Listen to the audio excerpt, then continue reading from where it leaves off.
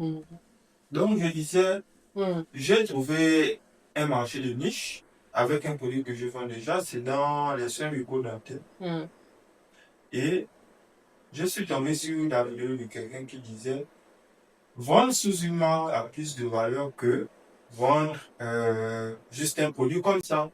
Parce que c'est sans valeur en fait. C'est pas toi qui as créé, tu n'as même pas une petite inspiration dessus. C'est juste la personne qui a conçu le produit et toi tu le revends. Donc du coup, je me suis dit, pourquoi pas créer par exemple une marque de soins bucco-dentaires pour créer ma marque de dentifrice. Voilà, ma marque par exemple de bonne blanchissante et tout le reste. Mais dans un premier temps, je ne sais pas par où commencer. Mm. Et ça là maintenant la vraie question. On va revenir d'abord sur ce que tu as entendu précédemment. Hmm. Quand tu as entendu l'affaire de comment on appelle ça, ça n'apporte pas de valeur, etc. Hmm. Ah, maintenant, je sais pas, ça prend combien de temps pour créer, de donner la valeur à une marque?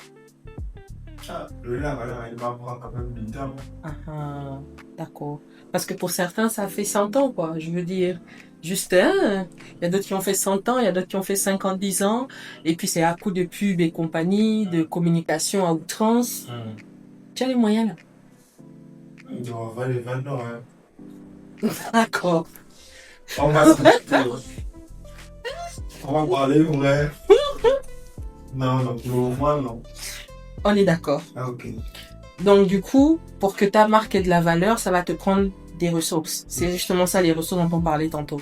Ça va te prendre du temps, ça va te prendre énormément de capitaux et d'efforts. D'accord? D'accord. Et encore, tu n'es même pas encore sûr vraiment que la perception soit adéquate entre ce que tu es en train de vendre et puis ce que tu veux que les gens voient. Comment est-ce que tu veux que ta marque soit perçue. Maintenant, on revient sur le terme e-commerce. Le commerce, c'est ça la base. Hein. Je sais pas, quand on voit la vache qui rit, ça me gêne. Ils ont inventé ce vache qui rit. Non, c'est la même marque, c'est la marque qui fait. C'est ça, en fait. Quand vous faites du e-commerce et vous vendez, c'est ça la logique. Vous vendez les marques d'autres personnes. C'est ça la logique. C'est normal. C'est pas, je sais pas, c'est pas problématique. Non, c'est normal. Non, c'est pas problématique, mais je suis rentré dans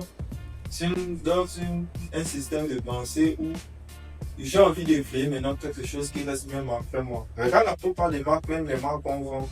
Nous aujourd'hui, tu vas mourir, on va pas savoir que tu as vendu le produit là. C'est pas pour toi. D'accord, mais c'est pas ça le truc. C'est pas créer une marque, c'est créer autre chose. C'est créer quoi? Tu veux créer, ok, disons tu veux créer une marque. D'accord. Mais est-ce que c'est la marque du produit puisque ta marque fait du e-commerce? Et donc, par nature, tu peux pas changer la nature de ce que tu es en train de faire. Tu n'es pas un producteur de fromage. Tu n'es pas un producteur d'huile ou de dentifrice dans ce que tu vends. On est d'accord avec. Est-ce que tu veux te lancer pour rentrer dans la chimie, pour aller fabriquer? Non. Voilà. D'accord. Donc, du coup, si tu prends par exemple les dentifrices là, qu'est-ce qui fera maintenant que toi, tu vas pouvoir faire ressortir la valeur par rapport à toi? Qu'est-ce que toi, tu apportes? C'est vraiment comme, il faut vraiment comprendre ça en fait, comme c'est la marmite. C'est une grosse marmite. C'est ça l'entreprise, le business, c'est vraiment ça, c'est une grosse marmite. À l'intérieur, tu mets quoi? Tu mets quoi pour que ça ressorte comme une sauce? Disons que tu es en train de faire tes feuilles de manioc. Ton entreprise, c'est les feuilles de manioc. Ok, tu mets d'abord les feuilles de manioc. Tu mets l'eau. Tu mets les condiments. Tu mets le poisson fumé, nanani, nanana.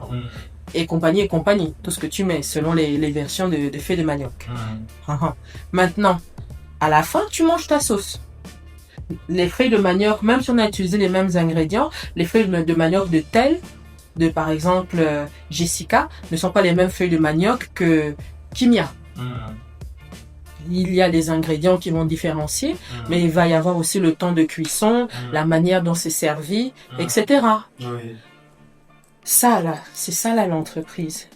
Tu as tes intrants, tout ce que tu fais rentrer à l'intérieur, tous les produits de base, les dentifrices, etc.